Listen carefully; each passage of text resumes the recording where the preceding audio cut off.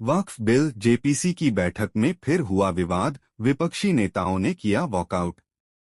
Delhi Waqf board द्वारा प्रस्तुत किए गए विधेयक के खिलाफ अपना विरोध दर्ज कराने के लिए कई विपक्षी नेताओं ने सोमवार को वक्फ संशोधन विधेयक पर संयुक्त संसदीय समिति की बैठक से बहिर्गमन किया।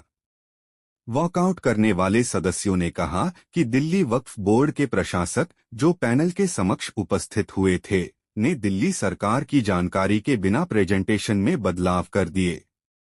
बैठक से बाहर निकलने वालों में आप सांसद संजय सिंह, डीएमके के मोहम्मद अब्दुल्ला, कांग्रेस के नसीर हुसैन और मोहम्मद जावेद शामिल थे। उन्होंने दावा किया कि एनसीडी कमिश्नर और दिल्ली वक्फ बोर्ड के प्रशासक अश्विनी कुमार ने मुख्यमंत्री आतिशी की मंजूरी के बिना वक्फ बोर्ड की प्रारंभिक रिपोर्ट में बदलाव किया।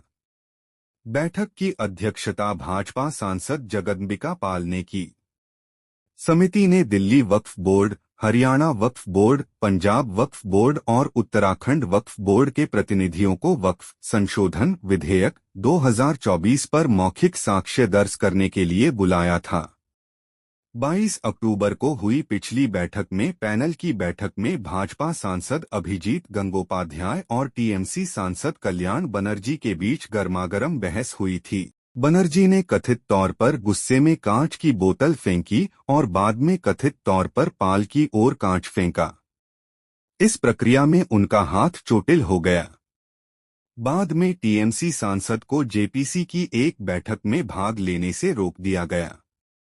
वक्फ संशोधन विधेयक 2024 में व्यापक सुधार लाने, डिजिटलीकरण, सख्त ऑडिट, पारदर्शिता और अवैध रूप से कब्जे वाली संपत्तियों को पुनः प्राप्त करने के लिए कानूनी तंत्र शुरू करने का प्रयास किया गया है। औकात में रहो वरना रेस्ट एंड पीस कर देंगे। लॉरेंस बिश्नोई गैंग से पप्पू यादव को मिली धमकी। पप्पू यादव एएनआई अंकित सिंह। अक्टूबर 28, 2024 दोपहर के 12:58। फोन करने वाले शख्स ने पप्पू यादव को बड़ा भाई कहकर संबोधित किया है।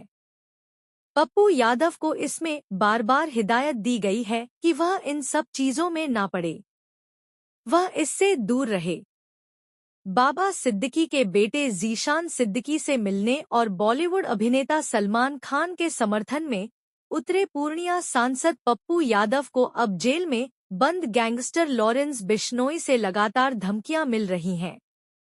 इसके बाद पूर्णिया के सांसद पप्पू यादव को भी 2 गैंग के सदस्यों से जान से मारने की धमकियां मिली हैं। इस घटना से बिहार पुलिस में हड़कंप मच गया है। यावद ने डीजीपी आलोक राज से शिकायत की, जिन्होंने मामले की जानकारी पूर्णिया आईजी को दी। रिकमेंडेड बाय राजेश रंजन उर्फ पप्पू यादव ने कहा कि मुझे लॉरेंस के नाम पर धमकी दी गई है। इस संबंध में बिहार के डीजीपी और आईजी से शिकायत की गई है। मैंने केंद्रीय गृह मंत्री अमित शाह से भी मामला साझा किया है। बार बार मिल रही धमकियों से मैं आहत हूं, क्योंकि मेरे साथ कोई भी अप्रिय घटना घट सकती है। सरकार को मेरी सुरक्षा को लेकर गंभीर होने की जरूरत है। पप्पू यादव को फोन करने वाले व्यक्ति ने दावा किया कि संसद के सभी ठिकानों पर उसके पास जानकारी है। पप्पू यादव को फोन करने की कोशिश हो रही है, लेकिन पप्पू यादव फोन नहीं उठा रहे हैं। फोन करने वाले शख्स ने पप्पू यादव को बड़ा भाई कहकर संबोधित किया है। पप्पू यादव को इसमें बार बार हिदायत दी गई है कि वह इन सब चीजों में ना पड़े, वह इससे दूर रहे। वहीं मयंक सिंह नाम के फेसबुक अकाउंट से एक पोस्ट भी किया गया है।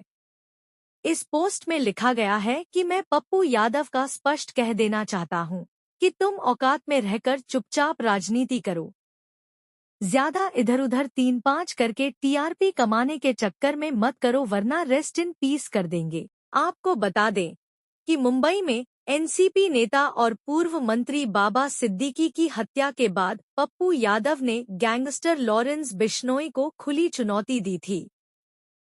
पप्पू यादव ने कहा था कि वह लॉरेंस बिश्नोई के गिरोह को 24 घंटे के भीतर खत्म कर सकते हैं। ईरानी सुप्रीम लीडर अयातुल्ला खामेनेई का हिब्रू भाषा एक्स अकाउंट खुलने के कुछ घंटों बाद ही निलंबित कर दिया गया। बाद में ईरानी सुप्रीम लीडर के इस अकाउंट से इजराइल के नाम पर हिब्रू भाषा में कड़े शब्दों के साथ एक पोस्ट शेयर किया गया, जिसका अनुवाद इस प्रकार है कि ज़ायोनी राज्य ने ईरान को समझने में गलती की है। हम उसे समझाएंगे कि उसकी ताकत क्या है, ईरानी राष्ट्र क्षमता, पहल और इच्छा क्या है। अयातुल्ला खामेनेई का हिब्रू भाषा एक्स अकाउंट खुलने के कुछ घंटों बाद ही निलंबित कर दिया गया। दूसरे पोस्ट के कुछ ही देर बाद अयातुल्ला अली खामेनेई का हिब्रू भाषा वाला एक्स अकाउंट निलंबित कर दिया गया, जिसकी पुष्टि ईरानी सेना के आधिकारिक अकाउंट से भी की गई है। गौरतलब है कि ये दोनों पोस्ट पिछले हफ्ते इजराइल द्वारा ईरानी सैन्य ठिकानों पर हमले के बाद आई थीं।